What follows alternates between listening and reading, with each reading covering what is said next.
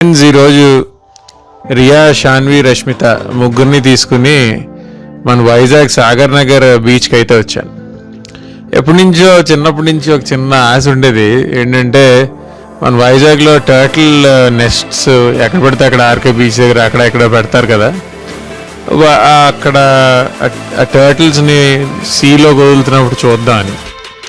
First ఏంటంటే మనకి ఇక్కడ ఉండే ఫారెస్ట్ ఆఫీసర్స్ అందరూ కూడా హెల్పర్స్, వాలంటీర్స్ని తీసుకుని ఈ బీచ్ షోర్లో ఉన్న ఎగ్స్ అన్ని కలెక్ట్ చేసి ఇక్కడ మనకు చూపించినట్టుగా ఎగ్స్ని చిన్న హోల్స్ చేసి స్టోర్ చేస్తారు. Typically 70 to 100 days. సో ఆ హ్యాచింగ్ టైంకి వచ్చేటప్పటికి ఆటోమేటిక్గా అయ్యే అందులోంచి బయటకు వచ్చేస్తాయి. పిల్లలతో పాటు సరదాగా నాకు కూడా ఇలా టైం స్పెండ్ చేయడం కుదిరింది. అయితే ఫారెస్ట్ ఆఫీసర్ రావడానికి టైం పట్టింది, ఎందుకంటే ఆవిడే వచ్చి, బికాస్ వైల్డ్ టర్టిల్స్ కదా మేము పట్టుకోవడానికి అలౌ చేయలే. సో ఫారెస్ట్ ఆఫీసర్ వచ్చేటప్పటికి టైం పడుతుంది కాబట్టి అంతలోపు సరదాగా వీళ్ళతో గేమ్ ఆడడం మొదలుపెట్టాను. Rock paper scissors touch me game. చిన్నప్పుడు మా కాలనీలో ఆడుకునే వాళ్ళం అందరం, ఇప్పుడు నా పిల్లలతో బీచ్లో ఆడుకుంటున్నాను. It is nice.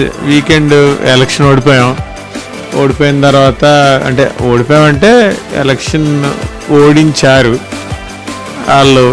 Chandrababu Naidu గారు ఇచ్చిన ర్యాంకింగ్ అని ఎప్పటి నుంచో చెప్తున్నాను. ఎనీవేస్, అది ఓడిపోయిన తర్వాత వీకెండ్ సరదాగా 4 రోజులు పిల్లలతో ఇలా టైం స్పెండ్ చేసే ఇది దొరికింది. కొంచెం వీళ్ళతో తిరిగితే ఎనర్జీ వచ్చేస్తుంది.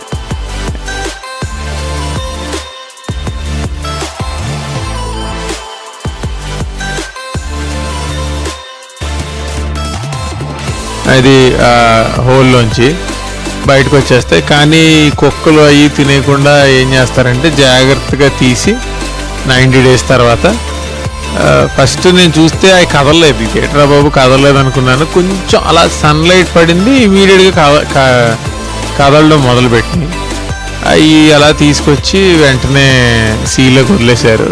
మంచి ఎక్స్పీరియన్స్ యాక్చువల్లీ, బాగుంది. సరదాగా అందరితో షేర్ చేసుకోవాలనిపించింది.